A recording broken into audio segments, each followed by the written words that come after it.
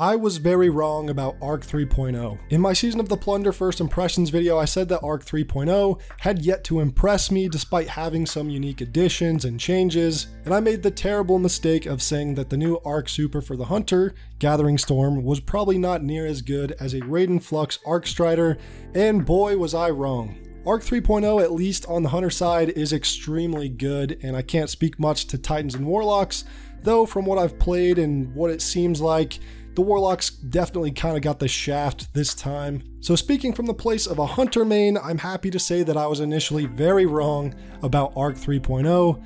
Now let's kind of go over what my new favorite build looks like for the Arc Hunter. Up first is of course the new Gathering Storm Super, which is now one of the highest dealing DPS supers in the entire game. But not only is the damage insanely high for single target damage towards bosses, it also has great ad clear capabilities thanks to its AoE aftershock that is basically just a Fist of Havoc slam over and over again that chains lightning between enemies. Next, you're going to want to pair Combination Blow with Gambler's Dodge for some really incredible synergy and survivability in your neutral game.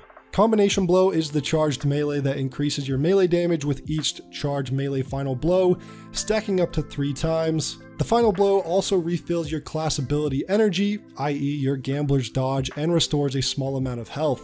And using your Gambler's Dodge will synergize well with this because, of course, Gambler's Dodge restores your charged melee. So you're able to constantly punch, dodge, and just pretty much endlessly provide massive ad clear potential and incredible survivability. Pairing this with the Liar's Handshake exotic is a must in my opinion for this build. Liar's Handshake perk says, using your arc melee ability or being hit by a melee attack will allow you to follow up with an extremely powerful melee counter punch that will heal you. With Liar's Handshake, the ad clear potential is of course very high, but allows for devastating damage to champions or mini bosses within the area as well.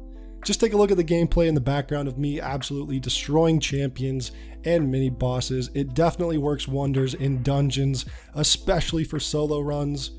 Next, I recommend using Blink. It's not necessary, but definitely helps increase your survivability thanks to its ease of evasiveness from enemy fire or getting out of a situation where you're surrounded by ads. Plus, it's just a lot of fun. The grenade is a personal preference, however I really like the Pulse Grenade. It's a great grenade this season thanks to the artifact mod that allows for arc nades to stun overload champions. And with the Pulse Grenade, it's able to do damage continually to the champion after it's become stunned. Now the aspects that I recommend are Lethal Current and Flow State. Lethal Current, after dodging your next melee attack, has increased lunge range, jolts the target, and creates a damaging aftershock. Damaging any jolted target with melee also blinds them. This of course pairs unbelievably well with the Liar's Handshake combination blow setup we have so far, basically allowing for constant jolting, which of course debuffs the target for a short amount of time, making them take additional damage while they chain lightning to nearby targets. It's just an absolutely amazing aspect. And of course the next one we're going to be using is Flow State. Defeating a jolted target makes you amplified, which increases movement speed and weapon handling. Also, while amplified, your dodge recharges more quickly, makes you more resilient while dodging, and greatly increases your reload speed. This will allow you to pretty much have jolt up at all times. Now for the fragments, we have Spark of Feedback, which will allow you to get plus 10 resilience right off the bat, and increases your outgoing melee damage after taking melee damage from an enemy. This is just another damage buff for your melee on top of the already insane damage stacking buffs we're getting from the other tools in our kit. Spark of Resistance, which gives you plus 10 strength and makes you more resistant to incoming damage while surrounded by combatants, helps that much more towards survivability. Next is Spark of Frequency, which increases your reload speed after a melee hit. As Arc 3.0 is all about speed in every way, I personally love this fragment for that speed to extend to my weapon reload as well. It is wicked fast pairing this fragment with the Flow State aspect. And finally, Spark of Recharge. While critically wounded, your melee and grenade energy regenerate more quickly. This fragment could likely be swapped out with whichever one you prefer, but for me, this fragment works best as I always want to have all my abilities up as much as possible, and despite my best efforts to constantly stay at full health, there are times where that just isn't possible in endgame content, and this recharge rate buff really helps keep you in the fight. Spark of Magnitude is a close second place for me here though, as increased duration on pulse grenades is a major plus as well.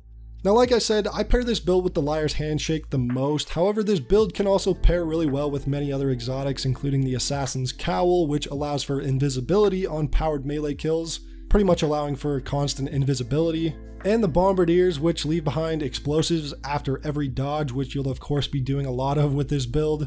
Other exotics are worth pairing in this build as well with great synergy, even more potential builds if you're using the Arcstrider super instead of Gathering Storm. But the build I listed above is my current favorite build right now. It's extremely fun, but most importantly, it's good. Like really good. It's become one of my favorite hunter builds in the entire game, and I can't believe I almost switched back to solar full time before taking more time to feel out Arc 3.0 on my hunter, because this build is just ridiculous. But that's going to be it for this video, guys. Subscribe for more Destiny content and let me know if you want to see any more builds in the future. Thank you so much for watching, and I will see you all in the next one.